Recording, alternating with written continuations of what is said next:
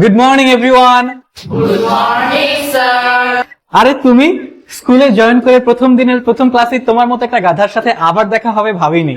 আমিও ভাবতে পারি নাই নতুন স্কুলে ভর্তি হওয়ার পরে দ্বিতীয়বারের মতো মেজাজ খারাপ হওয়া মানুষের সাথে দেখা হয়ে যাবে।